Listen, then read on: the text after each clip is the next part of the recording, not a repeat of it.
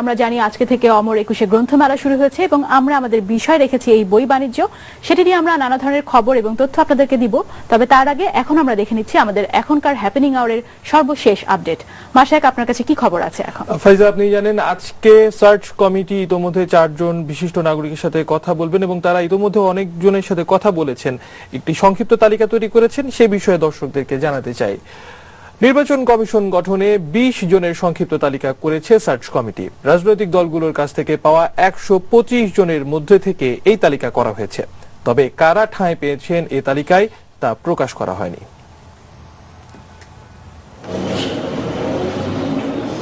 Search কমিটির আহ্বানে সাড়া দিয়ে মঙ্গলবার বেলা 3টার মধ্যে নিজেদের পছন্দের তালিকা জমা দেয় আওয়ামী লীগ, বিএনপি সহ 25টি রাজনৈতিক দল। তাদের দেয়া সেই তালিকা নিয়ে সুপ্রিম কোর্টের জাজেস লাউঞ্জে বৈঠকে বসে সার্চ কমিটি।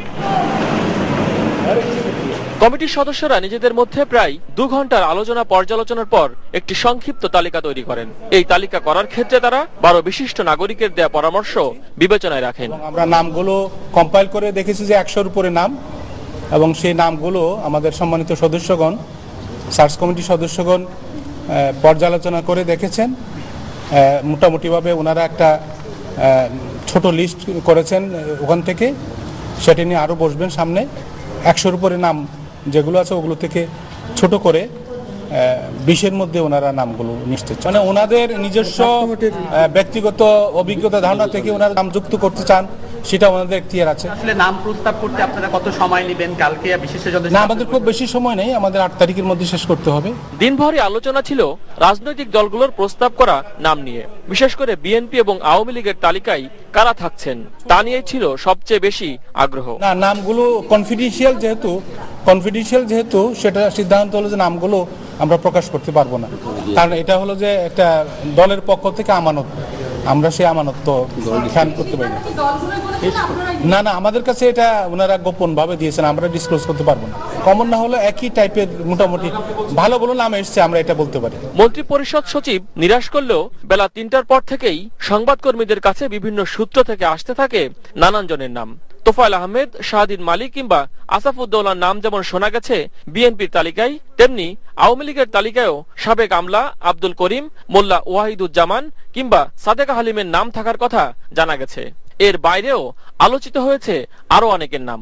অবশ্য এসব নাম কি আসলেই তালিকায় আছে নাকি সংবাদকর্মীদের মাধ্যমে প্রচারে তোলা হচ্ছে তা নিয়েও রয়েছে নানান মত।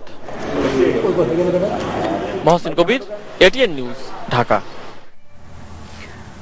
আমরা চলে যাচ্ছি আমাদের হাতে থাকা পরবর্তী খবরে। মাশায়েক, রাজধানীর যাত্রাবাড়ির একটি বাসা থেকে জেএমবির সারোয়ার তামিম গ্রুপের আইটি শাখার প্রধান সহ 4 জঙ্গিকে আটক করেছে র্যাব। মঙ্গলবার দিবাগত রাত 4টা থেকে 3 ঘন্টার অভিযানে তাদের আটকের সময় অস্ত্র এবং বিস্ফোরকও জব্দ করে র্যাব। ওই বাসায় থেকে জঙ্গিরা নাশকতার পরিকল্পনা করছিল বলে জানিয়েছে তারা। গোপন সংবাদের ভিত্তিতে ধোলাইপাড়ের এই বাসাটির আশেপাশে অবস্থান নেয় র্যাব 10-এর একটি দল। বাসাটির দোতলায় একটি ফ্ল্যাটে অবস্থান করছিল জেএমবির জঙ্গি শাখা সারোয়ার তামিম গ্রুপের আইটি প্রধান আশফাকি আজম এবং তার 3 সহযোগী শাহিনুজ্জামান, আশরাফ আলী এবং মাহবুবুর রহমান। কোনো ধরনের দুর্ঘটনা ছাড়াই তাদের 4 জনকেই আটক করে র্যাব। আটকের পর ওই বাসা থেকে অস্ত্র, বিস্ফোরক, ছুরি এবং কম্পিউটার সামগ্রী উদ্ধার করে র্যাব। র্যাব জানায়, জেএমবি সারোয়ার তামিম গ্রুপের আইটি শাখার প্রধান সিয়াম মারা গেলে তার জায়গায় দায়িত্ব পালন শুরু করেন আশফাকি আজম। বেসরকারি বিশ্ববিদ্যালয় এশিয়া প্যাসিফিক থেকে কম্পিউটার সায়েন্সের স্নাতক আশফাক 2011 সালেই যুক্ত হন জেএমবির সঙ্গে। বিভিন্ন ওয়েবসাইটে যে সকল কাজগুলি করতো, যে প্রোপাগান্ডা যেগুলি ছড়ানো হতো সেগুলি করতো, এবং অন্যান্য বিষয় যেগুলি আছে, যে টেকনিক্যাল সাপোর্ট যেগুলি আছে সে সবার মধ্যেই দিত, এবং সে ইতিমধ্যে বিভিন্ন জায়গায় প্রশিক্ষণ গ্রহণ করেছে। এবং আরেকটি বিষয় হচ্ছে সে বিপুল পরিমাণ অর্থ নিজে এবং বিভিন্ন লোকজনের কাছ থেকে কালেক্ট করে সরোয়ারকে প্রদান করতে, এই তথ্যটা আমাদের কাছে আছে। আটক বাকি 3 জনের মধ্যে শাহিনুজ্জামান জেএমবি প্রশিক্ষণ নেওয়ার সময় আহত হয়েছিলেন।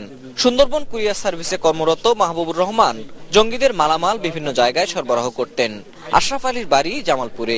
শাহিনুজ্জামান সে এই সরোয়ার তামিম গ্রুপের একজন সক্রিয় সদস্য, এবং সে যতদূর আমরা ইনিশিয়াল ইনভেস্টিগেশন যতদূর জানতে পেরেছি, সে মিরপুরে একটি বাসায় সে সহ আরো বেশ কয়েকজন প্রশিক্ষণ নিয়েছে। গত 23 জানুয়ারি নির্মাণ শ্রমিক পরিচয়ে ওই এলাকায় বাসাটি ভাড়া নেয় জঙ্গিরা। অভিযানের সময় তারা র্যাবের উপর হামলা চালানোর সুযোগ পায়নি। পুনরায় নাশকতার সৃষ্টি করে তাদের যে সকল সদস্য এখনো অন্য জায়গায় অবস্থান করছে তাদের কে মনোবল সতেজ করা এবং যাতে পুনরায় আবার জানান দেওয়া যে তাদের অবস্থানটা আছে।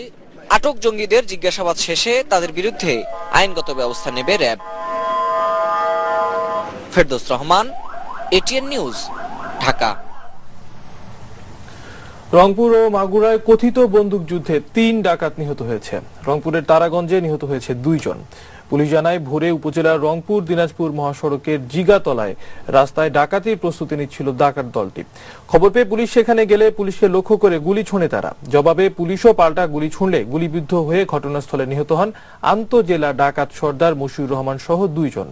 নিহত অপরজন হলেন মঞ্জুর আলী। পরে ঘটনাস্থল থেকে উদ্ধার করা হয় একটি পাইপ গান, একটি 1 শুটার গান, 4 রাউন্ড কার্তুজ সহ দেশীয় অস্ত্র। নিহতদের বিরুদ্ধে থানায় একাধিক মামলা রয়েছে বলে পুলিশ জানায়। এদিকে মাগুরা সদরের ধলহারা গ্রামে পুলিশের সঙ্গে কথিত বন্দুকযুদ্ধে জুবান আলী নামে এক ডাকাত নিহত হয়। আহত হয় 3 পুলিশ সদস্য। ডাকাত দল বৈঠক করছে জেনে পুলিশ অভিযান চালালে গোলাগুলিতে সে নিহত হয়। ঘটনাস্থল থেকে পিস্তল উদ্ধার করা হয়। জুবান আলীর বিরুদ্ধে 13টি মামলা আছে বলে জানিয়েছে পুলিশ।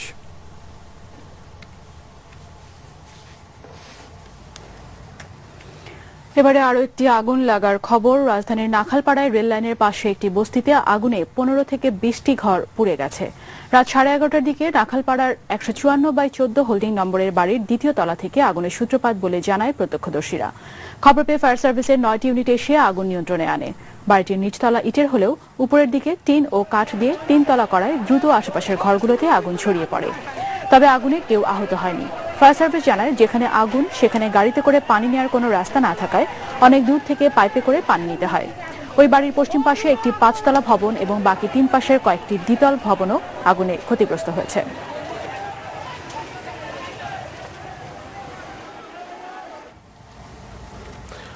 আপনি জানেন আজ থেকেই ভাষার মাস ফেব্রুয়ারি শুরু হলো।